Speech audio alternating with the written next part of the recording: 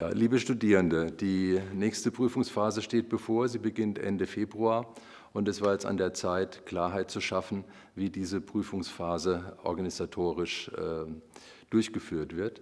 Wir haben uns deswegen entschieden, aufgrund der Pandemiesituation größere Klausuren in Präsenz abzusagen. Konkret heißt das, dass alle Klausuren mit mehr als 50 Teilnehmern nicht in Präsenz stattfinden dürfen. Kleinere Klausuren mit bis zu 20 Teilnehmerinnen und Teilnehmern können wie geplant stattfinden und solche bis zu 50 Teilnehmern können auch stattfinden, müssen aber über mehrere Räume verteilt werden, sodass in jedem Raum maximal 20 Personen sitzen können. Damit orientieren wir uns auch an den allgemeinen Corona-Bestimmungen des Landes Berlin, wonach ja in geschlossenen Räumen nicht mehr als 20 Personen zusammen sein sollen. Wir haben da auch lange überlegt, ob wir erstmal jetzt eine Entscheidung treffen bis Mitte März, aber dieses Hin und Her macht irgendwie keinen Sinn. Alle brauchen Planungssicherheit, die Studierenden, aber auch die Lehrenden, wie die Prüfungen in der gesamten Phase ablaufen. Und deswegen haben wir uns entschlossen, dass diese Regelungen jetzt für die gesamte Prüfungsphase, also bis zum 10. April, gelten sollen, um eben gerade diese Verlässlichkeit zu erreichen. Wir gehen dabei davon aus, dass auch die Berliner allgemeinen Corona-Regeln zwar verlängert, aber nicht weiter verschärft werden, sodass wir uns da auch auf der sicheren Seite wissen. Das ist jetzt Aufgabe der einzelnen Prüferinnen und Prüfer. Wir haben Sie informiert über diese neuen Regelungen. Sie haben jetzt die Gelegenheit, sich zu überlegen, wie Sie mit diesen Verboten umgehen. Wir haben eine klare Empfehlung ausgesprochen, die Termine beizubehalten und statt in Präsenz eine Online-Klausur anzubieten. Dafür gibt es auch entsprechende technische und organisatorische und didaktische Unterstützung, wie man sowas macht. Und wir hoffen sehr, dass die Kolleginnen und Kollegen dieser Empfehlung folgen und die Klausuren nicht absagen, sondern in dieses andere Online-Format überführen.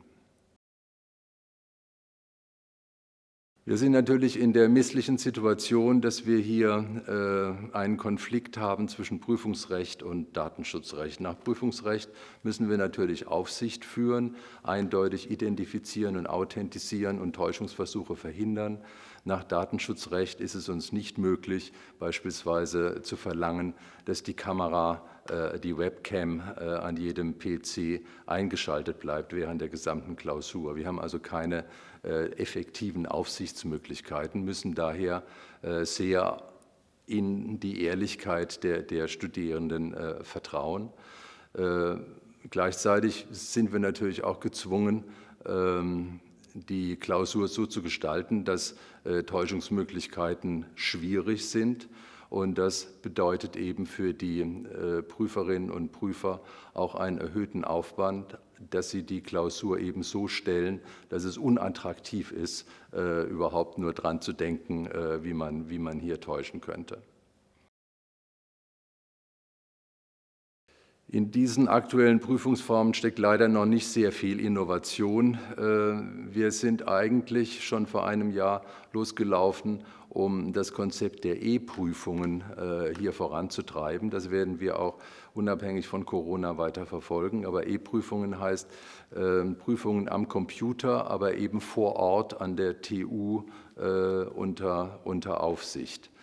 Das können wir jetzt eben nicht. Präsenz ist nicht möglich. Und deswegen ist die aktuelle Lösung, diese Online-Klausuren mit unserer Lernplattform ISIS durchzuführen, eher eine Notlösung, praktisch der Versuch der Übertragung einer Papierklausur in ein digitales Format mit allen entsprechenden Nachteilen, deren wir uns bewusst sind. Aber auch die Erfahrungen aus dem letzten Sommersemester, etwa mit den großen Mathematik-Service-Klausuren, die in diesem Format stattgefunden haben, zeigen uns, dass es gut und dass es auch wirklich erfolgreich durchgeführt werden kann. Ja, wir befinden uns in einem Zielkonflikt. Natürlich hat der Gesundheitsschutz unserer TU-Mitglieder absolute oder höchste Priorität, aber wir haben gleichzeitig auch ein Bildungsauftrag. Wir müssen den Lehrbetrieb aufrechterhalten und dazu gehört auch das Angebot und die Durchführung von Prüfungen. Und wir müssen berücksichtigen, dass die Professorinnen und Professoren im Rahmen ihrer Lehrfreiheit auch letztlich die Wahl der Prüfung selbst entscheiden können. Und in dieser Pandemiesituation haben wir da einen echten Zielkonflikt und müssen wie immer bei Zielkonflikten da einen abwägenden Ausgleich versuchen zu finden und auch die Verhältnismäßigkeit der Maßnahmen berücksichtigen. Und wir glauben, dass wir mit dieser Regelung eine solche abgewogene Lösung gefunden haben, die alle Interessen und alle Ziele in angemessener Weise berücksichtigt.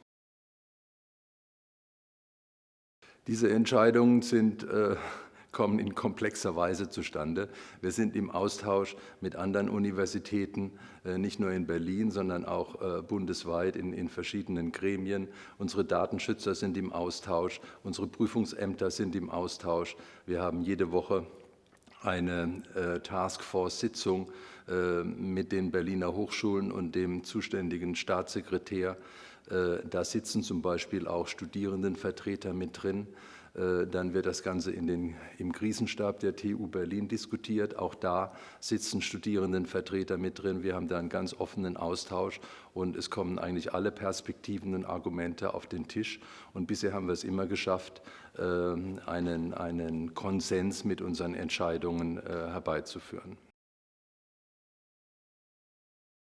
Die Zeiten sind wirklich schwierig für uns alle. Wir haben sehr viel Verständnis für die Nöte der Studierenden, denen die Decke auf den Kopf fällt, denen die Nähe zu ihren Kommilitoninnen und Kommilitonen fehlt, die vielleicht auch zu Hause oder wo auch immer sie wohnen, keine optimalen Lernbedingungen haben.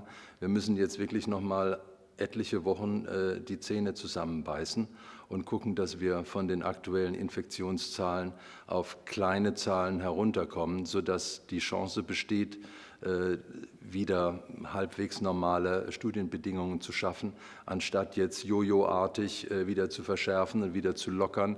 Das wollten wir nicht. Deswegen wollten wir eine verbindliche Lösung schaffen, die also auch Planungssicherheit für alle schafft. Auch unsere Professorin und der akademische Mittelbau, die ja gerade mit der Prüfungsvorbereitung und Durchführung und Korrektur beschäftigt sind wahnsinnig belastet. An die muss man auch denken. Wir alle arbeiten mehr oder minder im Homeoffice, haben auch keine optimalen Arbeitsbedingungen und unsere Verwaltung genauso. Also wir als Hochschulleitung müssen auch einen Ausgleich finden zwischen all diesen Perspektiven. Und ich bitte alle um Verständnis, dass wir auch in unseren Mitteln und Möglichkeiten beschränkt sind und alles nicht so umsetzen können, wie wir eigentlich wollen.